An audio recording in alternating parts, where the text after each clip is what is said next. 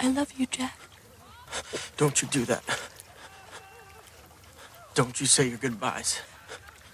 Not yet. Do you understand me?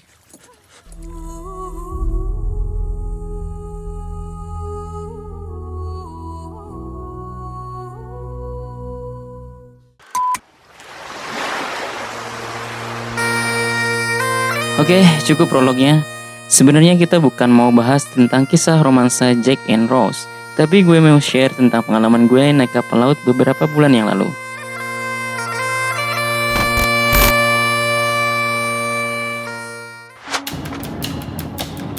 Jujur, ini bukan kali pertama gue naik kapal laut. Kalau di flashback sedikit, pertama kali naik kapal gue waktu SD bareng keluarga gue dari Merak ke Bakahuni. Cuma buat makan-makan doang di daerah pesisir Lampung. Terus abis itu balik lagi ke Merak. Random banget sih. Pengalaman kedua waktu gue kuliah. Waktu itu gue ikut program kerja ekskursi arsitektur UI sekitar di tahun 2006-2007. Dan setelah beberapa tahun, akhirnya gue punya kesempatan lagi naik kapal laut di 2020 ini di kala pandemi ini. Tentunya karena tuntutan pekerjaan, bukan sekedar bermotifkan jalan-jalan.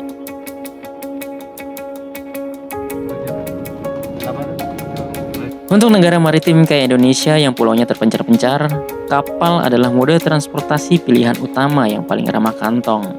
Gimana nggak murah? Dengan cukup merogoh kocek 500 ribuan, lo bisa masukin mobil berserta 5-7 penumpang ke dalam kapal laut tersebut.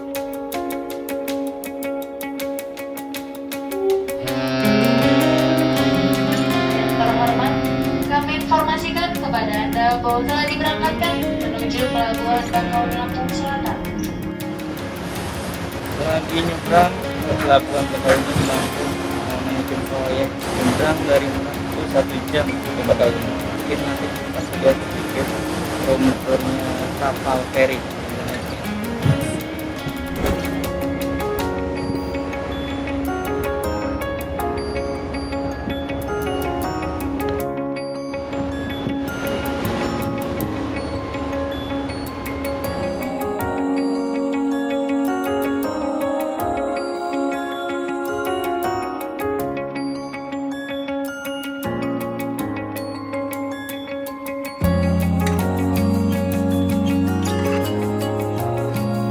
Kapal yang gue naikin kali ini jenisnya kapal feri. Kapal feri itu sendiri dibuat sebagai sarana transportasi jarak dekat penghubung antar pulau, kayak menghubungkan Selat Sunda, Selat Bali, yang hanya memakan waktu sekitar 1-3 jaman perjalanan aja.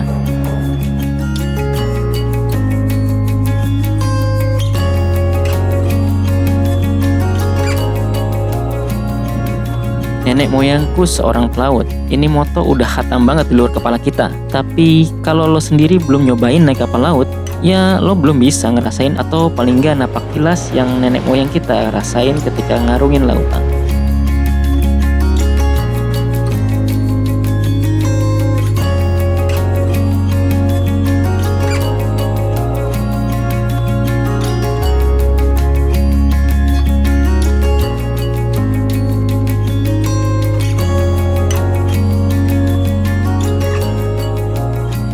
Fun fact, lo bisa tricky sedikit kalau mau dapetin best moment di kapal. Sebisa mungkin naik kapal di jam-jam yang mendekati golden hour. Jadi lo bisa menikmati momen sunset di geladak utama atau balkonnya kapal.